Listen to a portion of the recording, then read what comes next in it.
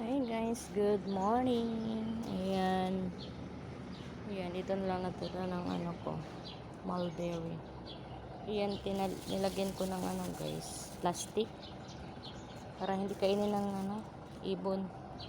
Kasi yung ibon, kinakain nila pag maging pula na siya. Kunyari, dito yung pula. Ito lang kinakain nila. Tapos, ito, bukas naman yung sa dulo. Ayan, ito na lang yung tira. Kasi araw-araw ko itong kinukuha yung ano. Para hindi maunahan ng bird.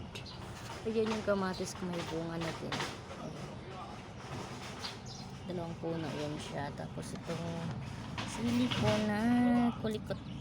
Ayan, may 5 akong bunga. Ayan, ang liit ng ano niya, puno.